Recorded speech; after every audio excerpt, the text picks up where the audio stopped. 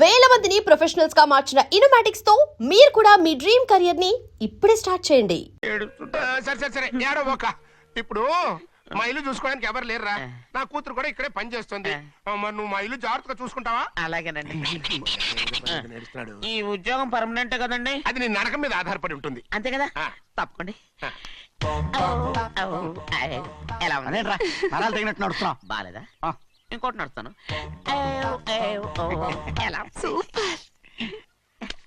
నువ్వు పర్మనెంట్ గా టెంపరవరీయే. అమ్మా, చెన్నైని ఇంట్లోంచి బయటికి పంపించినంత మాత్రాన నీ ఆత్మ శాంతించదని నాకు తెలుసమ్మా. త్వరలోనే అక్కయ్యని నాన్నని కలిపి మన రెండు కుటుంబాలని ఒకటి చేస్తాను. వెనక ముందు చూసుకోకుండా గొడ్డను బాదినట్టు బాధేశారు. కూతురు ఏం చెప్తే అది నమ్మేటమేనా? అసలు ఏం జరిగింది, ఎలా జరిగిందని ఒక్క మాట అయినా అడిగాడు ఆ పెద్ద మనిషి. పోనీ నువ్వైనా చెప్పలేకపోయావేంటి?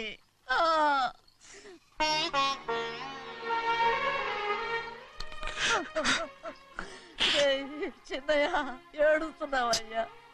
పెద్దయ్య కొట్టాడని బాధపడుతున్నావా? అబ్బే, పెద్దయ్య కొట్టిన దెబ్బలు కాదని నేను బాధపడుతుంటా. ఈ నెలల్లో ఒక్కరోజు కూడా నేను ఆయన విడిచిపెట్టి ఉండలేదు. అలాంటిది 2 రోజులు అయిపోయింది ఆయన చూసి. అదే బాధగా ఉంది. బాధ ఇదే. చిన్నయ్య చూడు, ఎవ్వరికి కనపడకుండా పెద్దయ్య గారిని చూసిరారా, అప్పుడు నీ మనసు స్థిమిత పడుతుంది. లేదే, ఆయన తప్ప ఆయన తెలుసుకుని నాకు కబురు చేసేంత వరకు నేను ఆయన మొహం చూడను. ఆ దొంగ ముఖంది నీ మీద మనసు పడ్డట్టు నాటకం ఆడింది అనుకో. అది నీ యజమాని కూతురు అని తెలుసు కదా, నువ్వెందుకు మనసు పడ్డా? సిగ్గిడిసి తన అందరి ముందు పంపు సెట్ దగ్గర స్నానం చేస్తూ నా మీద పడ్డప్పుడు కూడా నేను మనసు పడలేదే. కానీ ఒకరోజు, అయ్యో ఏంటి తమ్ముడు మధ్యగానే పోయిందేంటి? పుస్తకాలన్నీ తగలబెడతావు, పైగా చదువుకో డిగ్రీ కాగితాలు కూడా మంటలు పడేస్తావేంటి? ఏమైంది నీకు? ఇదిగో మర్యాదగా మంటలవి. అవి నేను చదివి సంపాదించుకున్న డిగ్రీలు. వాటిని మంటల్లో వేస్తాను, చిప్పేస్తాను, నా ఇష్టం. అది అడిగే హక్కు నీకు లేదు. అవి మంటల్లో వేయకపోతే ప్రాణానికి ప్రాణంగా చూసుకుంటున్నావే మా నాన్న. ఆయన మీద ఒట్టు ఇల్లో ఇలా పడి చేస్తాను. వెయ్యి.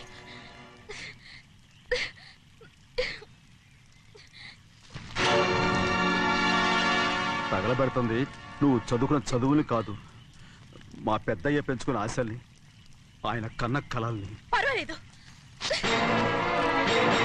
నా ఆశ నెరవేరినప్పుడు ఎవరి ఆశ తీరినా తీరకపోయినా నాకు అనవసరం. నేను డబ్బున్న దానిగా నువ్వు నన్ను ప్రేమించడానికి వెనకాడుతున్నావు. చూడు, మా నాన్న నా పేరు మీద రాసిన ఆస్తుల తాలూకు దస్తావేజులు మొత్తం తెచ్చాను.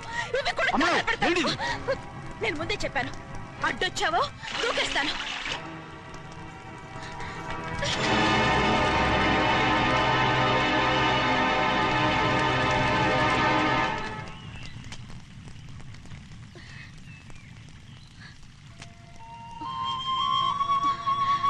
చూడు, ఇప్పుడు నేను ఒట్టి ప్రభావతిని. నాకు చదువు లేదు, డబ్బు లేదు. ఇప్పుడేను ఒప్పుకుంటావా? మరి చిన్నపిల్ల మాడతావేంటి? ఎన్ని చెప్పినా సరే నువ్వు మా పెద్ద కూతురువి. అలాంటిది నేను పెళ్లి చేసుకోవడం ఏంటి? మరి అర్థమైన మాడతావు.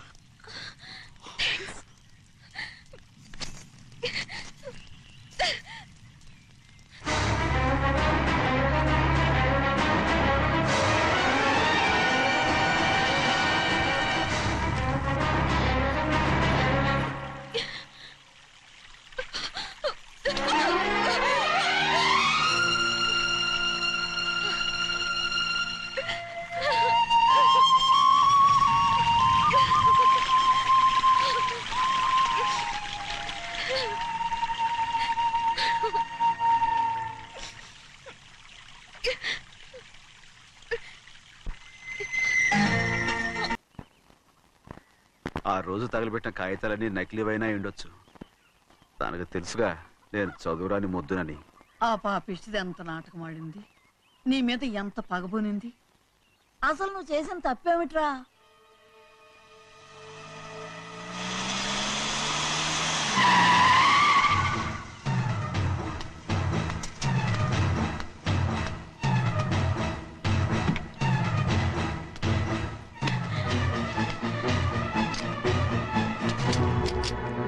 నేనా నీ వెంటబడి తిరిగాను? నేనా నేను ప్రేమించమని అడిగాను? నేనా నేను పెళ్లి చేసుకోమని అడిగాను?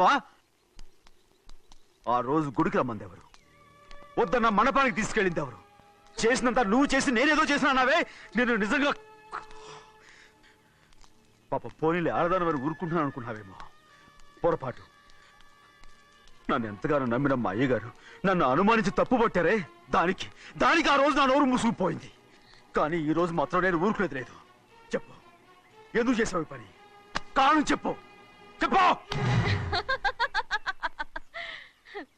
ఒకే ఒక్క కారణం, నిన్ను మా ఇంట్లోంచి వెళ్ళగొట్టాలి.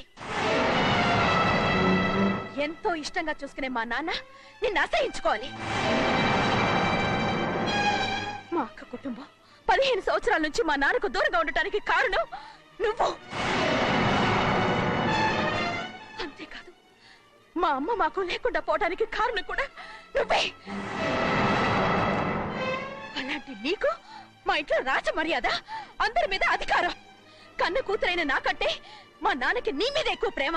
అందుకే నిన్ను ఇలా మోసం చేశాను, నమ్మించాను. అర్థమైందా? Good bye.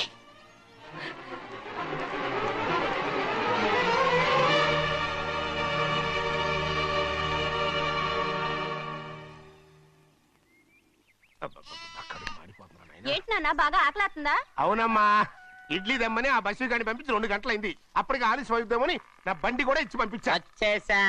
సంతోషించాం. దా. ఏంట్రా ఇంత ఆలస్యంగా చచ్చావు? మరి దీన్ని నడిపెత్తుకురావద్దేంటి? అదే నేనైతే లగెత్తుకెళ్ళి లగెత్తుకు వచ్చేసేవాడిని. అంటే ఈ బండి నడపడం నీ చేత కదా? మరి ఎందుకు చేసుకెళ్ళట్టు?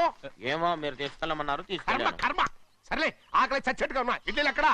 అదిగో మూటలో వచ్చేస్తున్నాయి. నోట్లో ఇడ్లీలు రావటం ఏంట్రా? ఒరే, ఈయన నంబర్లే గాని మూట దింపి ఇప్పి చూపించండి. అట్టగానండి. ఇన్ని ఇడ్లీలు తెచ్చావిడ్రా? మరి 494 రూపాయలకు ఆ మాత్రం ఇడ్లీలు రావేంటి? 494 రూపాయలకి ఇడ్లీలా? మరి అదే చెప్పడమేమో చెప్పేస్తారు, ఆ తర్వాత మర్చిపోతారు. మని నాగమణి, నాగమ్మండి. ఏంటండి? ఏంటంట? అప్పుడు మీ నాన్న నాతో ఏం చెప్పాడు? ఉండండి, ఆలోచించుకుని చెప్తాను. ఏంటమ్మా, ఫ్లాష్ బ్యాక్ వెళ్తున్నావా? అవును. బాబా ఆకలేస్తుందిరా. ఆ, ఆ రామస్వామి హోటల్కి వెళ్ళి కాస్త తెచ్చిపెట్టు. నాకు కూడా ఆకలిస్తుందండి. నువ్వేదైనా తిని నాకు మాత్రం ఒట్టి ఇడ్లీ పడరా. ఇదిగో, ఈ నోటు ఎంతో తెలుసా? నేనేమన్నా తెలివి తక్కువ అనుకున్నారా? 500 నోటు. అబ్బో, నువ్వే దీన్ని అచ్చుకుతున్నట్టుగా మాట్లాడుతున్నావే. చాలా ఆకలేస్తున్నాయి. బండేసుకెళ్ళి తొందర తీసినప్పా. ఇదండి జరిగింది. ఆ, చిల్లర లేదు కదా అని 500 రూపాయలు నోటు ఇచ్చి పంపిస్తే మొత్తం ఇడ్లీలు పట్టుకొస్తా ఉంటా. నీ నోట్స్ చెప్పు తీసుకో. నాన్న, వద్దు నాన్న, కొట్టకు అబ్బా, నాన్న. ఆకలేసేస్తుందమ్మా. చట్నీ సాంబార్ ఇదిరా. ఇచ్చాడండి. ఇది నేనే వద్దన్నానండి. ఎందుకని? మరి అదే మళ్ళీ మర్చిపోయారు. ఆ? నాగమణి, మీ నాన్న నాతో ఏం చెప్పాడు? అయ్యో అయ్యో, చట్నీ సాంబార్లని ఎన్ని సార్లు ప్యాక్ పెట్టుకెళ్తారా? ఏదైనా తిని నాకు మాత్రం ఉట్టి ఇడ్లీ పడరా. ఇదిగో, ఆయనకు అర్థమయ్యట్టు మళ్ళీ చెప్పు. నాకు మాత్రం ఒట్టి ఇడ్లీ పడరా. అయ్యో రేయ్, నువ్వు నా కంటి ముందు చెప్పా. ఒళ్ళు మండిపోతుంది. నాన్న, నాన్న, కడుపు ఆయన కొట్టకు నాన్న. కాలిపోతుంది. నాన్న, ఆగండి నాన్న, ఆగండి నాన్న. ఆయనతో పాటు నేను బయటికి వెళ్ళిపోతాను. ఎందుకంటే ఆయన్ని నేను వద్దు! మీ దిక్కుమాల ప్రేమ కథ వినే ఓపిక ఎవ్వరికి లేదమ్మా. అయినా నువ్వు అనేది ఏముందిలే, అతను లేకుండా నేను బతకలేను అంటావు, అంతే కదా? అవునా? ఆ, అయితే ఒక కండిషన్ రా. ఏంటి? నువ్వు చాలా తెలియగలవాడవని ఈ ప్రపంచానికి, నీ ముఖానికి ప్రపంచం దాకా ఎందుకు గాని ఈ ఊళ్ళో నిరూపించుకో. నా కూతురు నీకు ఇచ్చి పెళ్లి చేస్తా. వాకే వెరీ వీచి. అయితే నువ్వు ఇంటి బయటికి వెళ్ళరా. బయటికి రండి. అయ్యయ్యో, నా కాళ్ళు చేతులు ఆటం లేదే. మీరెందుకు వచ్చారయ్య గారు? కబురు పెడితే నేనే వచ్చేదాన్నిగా. కూర్చోండి అయ్యా, కూర్చోండి. చిన్నయ్య టౌన్కి వెళ్ళాడు, ఏదో కొట్లో పని చేస్తున్నాడు. తర్వాత దాన్ని ఎవడు మర్చగలడు? నేనేం వాడిని చూడటానికి రాలేదు, నిన్ను చూడటానికి వచ్చాను. అవును, వారం వారం డబ్బుల కోసం వచ్చేదానివి 2 వారాలుగా ఎందుకు రాలేదు? అయినా నా బాధ్యత నేను చెయ్యాలిగా. ఇదిగో తీసుకో. డబ్బొద్దండి. నీ మనవడిని నేను ఇంట్లోంచి తరిమేశాను వద్దంటున్నావా? ఇది నీ మనవడి కోసం కాదు, నీ కొడుకు కోసం నేను చెయ్యాల్సిన బాధ్యత. ఆనాడు ఊరంతా నా బిడ్డ తప్పు చేశాడన్నా, మీ మనసుకి మాత్రం తప్పు చేశాడనిపించలేదు. ఈ రోజు నా మనవడు కూడా ఏ తప్పు చేయలేదు. ఆ విషయం మీరు తెలుసుకుని వాణ్ణి ఏ రోజు పనిలోకి రమ్మంటారో ఆ రోజే డబ్బు తీసుకుంటాను. నీ మనవడు చేసింది నేను కళ్ళారా చూశాను. దాని గురించి మాట్లాడాలంటే నాకే అసహ్యంగా ఉంది. డబ్బు తీసుకుంటావా లేదా? వద్దు బాబు. ఈ రోషమైన నేను చూస్తాను.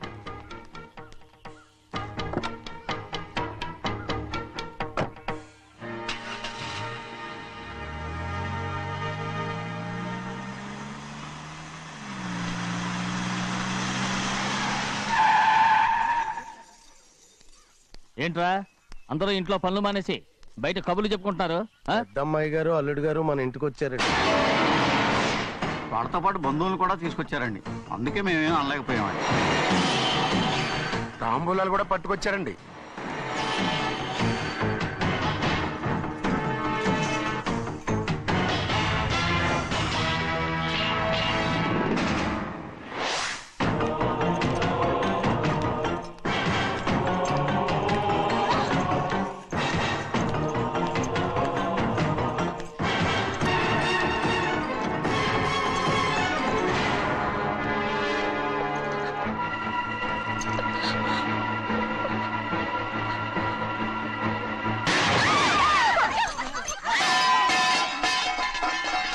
రేయ్! అయ్యా 15 ఏళ్ళైంది బంధాలు తెగిపోయి. ఎంత ధైర్యం ఉంటే మళ్ళీ ఈ ఇంట్లో అడుగు పెడతారు? ఎవరు రాయి గాడిదల్ని లోపల రానిచ్చింది? ముందు వీళ్ళందరినీ మెడబెట్టి బయటికి గెట్టేయండి. నేనే వాళ్ళని రమ్మన్నాను. ఎందుకు రమ్మన్నావు? నా పెళ్లి గురించి మాట్లాడడానికి. నీ పెళ్లి గురించి మాట్లాడటానికి వాళ్ళెవరు? నా తోడ పుట్టింది మీ కన్న కూతురు.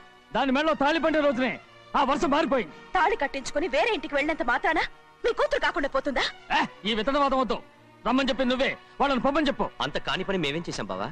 ఇంకోసారి బాగా అంటే మర్యాద దక్కదు. మీ చిన్న కూతురు పరుగు పోయినప్పుడు ఏమైందో ఈ మర్యాద? అది నా సొంత విషయం రా.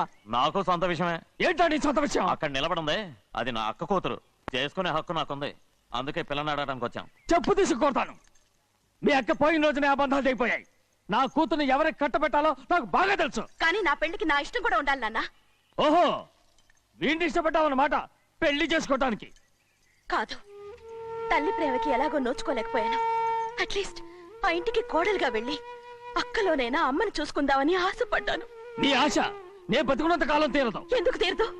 నా పెళ్లికి మీ అనుమతి అవసరం లేదు. నేనిప్పుడు మేజర్ని.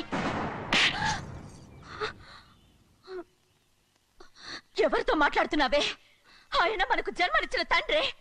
ఆయనకి ఇష్టం లేకుండా నీ పెళ్లి జరిగిపోతుంది అనుకుంటున్నావా? నువ్వు మేజర్ అంటున్నావే. ఇంతవరకు నిన్ను చదివించి పెద్దదాన్ని చేసింది ఎవరు? విదేశాల్లో చదివినంత మాత్రాన నోటికొచ్చినట్టు మాట్లాడతావా?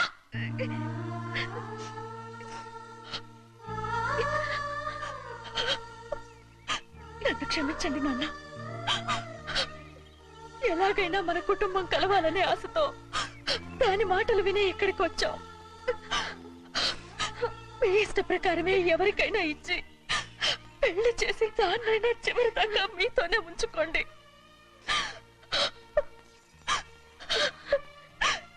వెళ్ళొస్తానన్నా. ఎందుకు వదినా వెళ్ళొస్తామని చెప్తున్నావు? ఈ జన్మలో ఇక్కడికి రాలేమని తేలిపోయింది కదా, వెళ్తామని చెప్పు.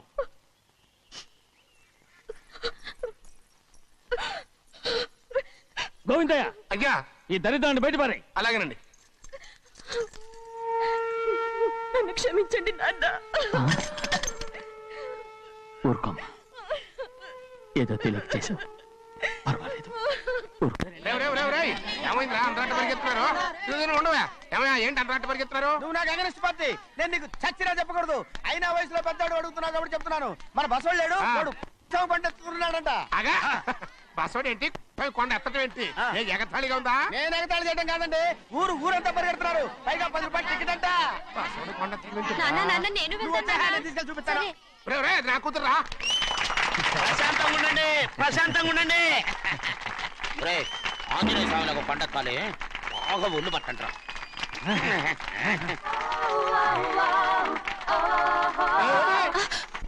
ఆడ కొండనెత్తే పోయి నిన్నెత్తిపోతాడు. ఊరుకోండి కుమస్తా గారు, ఆడికి ఆ కొండనెత్తడం ఈజీ, దీన్ని కష్టం. వయసులో ఉన్న ఆడపిల్లని చూస్తే చాలు తలనేరిసినోడికి కూడా జోకులు వస్తాయి.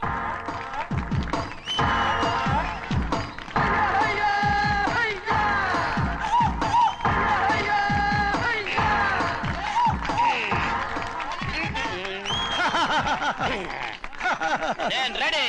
ఏంట్రా రెడీ? కొండనెత్తు. ఓ 50 మందిని పిలవండి. ఎందుకు? ఆ కొండను తెచ్చి నా చేతుల మీద పెట్టడానికి. అప్పటి నుంచి నేను చెబుతూనే ఉన్నా, ఇది ఫిట్టింగ్ ఏదో పెడతాడు అని. ఒక్కడనా నా మాట విన్నారా? ఊరుకోవా, నీ కూతురని మాటలేదు, మేమే వింటాం. ఇది ఒక పిచ్చి కొయ్యి. ఏంటి 50 మంది వల్ల కాదా? అయితే ఊరు మొత్తం వచ్చి ఆ కొండను తెచ్చి నా చేతుల మీద పెట్టండి, అప్పుడు నేను ఒక్కనే ఎత్తుతాను.